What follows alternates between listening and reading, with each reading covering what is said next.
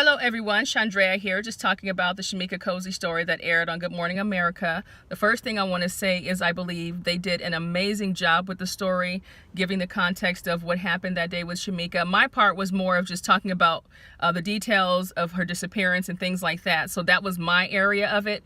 But I thought it was amazing that they gave the story the full treatment. And when I say that, I mean in the world of television, to have 5 minutes dedicated to this story and to the issue of missing people of color is amazing. They also illustrated, the pain that Shemika's mom goes through on a daily basis and how she's really trying to find her child. There's a lot of other things that are also involved in the story that I want to talk to you guys about at the end of the package. So I'm going to run the story now, and then I'll come back at the end. Check it out. Us now to our new series, Vanish, taking a closer look at unsolved missing persons cases and following new clues that could help crack them. This morning, we have the story of a missing Missouri girl, Shemika Cosey, who disappeared without a trace in 2008, and her family's fight to bring her home. Steve Osensami has more. So glad that we're doing this, Steve. Good morning. Good morning to you, Robin. So many of these families feel that they're searching on their own, that the public has forgotten, and in some cases, they feel it's because of the color of their skin. This mother in Missouri is refusing to give up hope. I still have hope. I still have hope that one day I'm going to find my child. This is the face of the daughter who Paula Hill wants the world to remember and help her bring home. She's 8 on here. I wrote her on the back.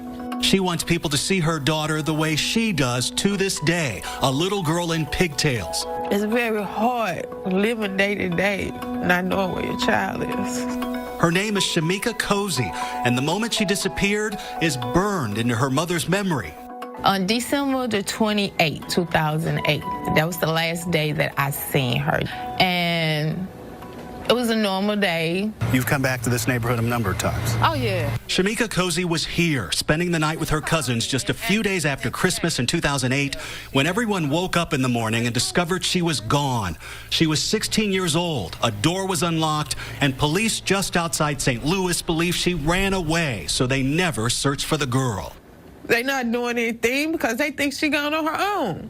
I don't know what to do. Shemika Cosey's story was different in the sense that she vanished without a trace. Chandrea Thomas is a local news anchor and reporter who produces a podcast documenting forgotten cases of missing Black Americans. This was one of her first. She was going in and out of the house that particular night at around 1 a.m. She left with her purse and with her jacket. Her belongings, her overnight bag was still left on the counters in the house, and she was never seen again. This idea that she ran away, you don't believe that? No. Do I believe she left her home with someone? Yes. But she was intending to come back. She was not intending to stay gone for 10 years. Her mother says her daughter wasn't perfect. She once discovered a fake ID, and another time saw her daughter in the dark sedan of a much older man. You believe that it's possible she may have been caught up into the sex trafficking trade? Yes, because I heard about her dating an older man. Frustrated with police, the family went searching on their own. They posted flyers outside nightclubs where the 16-year-old used to sneak in. Good afternoon, everyone. She needed someone who understood her pain and started this support group. They told us to tell parents of missing children to never give up. You belong to a club that nobody wants to belong to. Yes. And we can give each other advice. Like, they've been through this. Years later, when Paula Hill and her 2 other girls were packing up to move, they found this major clue. So this is one of her notebooks. Actually, In these 3 notebooks are her daughter Shemika's handwritten messages from a few months before she disappeared. She talks about a boyfriend and sharing with him that she might be pregnant. I can't allow him to feel like he got power over me. Police interviewed the boyfriend and say he's not a suspect. I can assure that this department has tried to do everything in our power to find Shemika Cosey. They tell us the case is still active, and recently calls are coming in. 2 weeks ago, we got a call. And we're going to follow up on any and all leads that we get. Hill and her other daughters have submitted DNA samples to a national registry, praying the records give them a match. This is her at the family reunion. Paula Hill gets through the day with a broken heart, but in the time we spent with her, she smiled and laughed the most when she took us through these precious photos of her missing daughter. Spirit Day. I just need to keep her face out there. I don't want anyone to forget that she's still missing.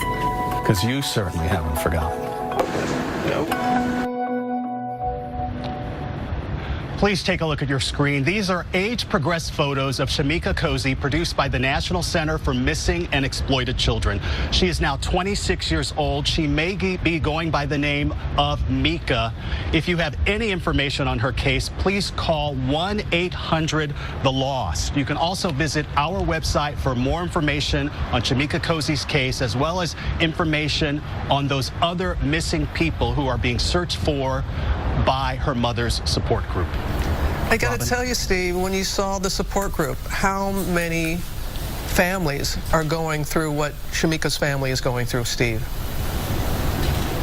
So many families are going through this, and you know, more people go missing in America than anyone could possibly imagine. And for these families, it is a lonely fight, especially if their stories don't make it into the headlines. And each story deserves to be told, each and every one of them. All right, Steve, thanks so much.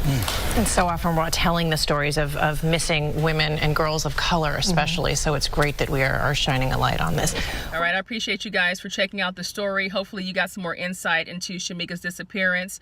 Another thing that I want to add is that Good Morning America also did like an extra web treatment of the story.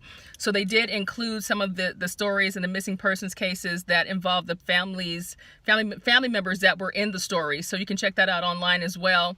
And one other thing I want to say is that Intrigued Full Effect, my podcast, will continue as long as the stories come to me. And, you know, I'll just keep doing what I'm doing. And I hope you guys stick with me. And, you know, we'll see what happens next.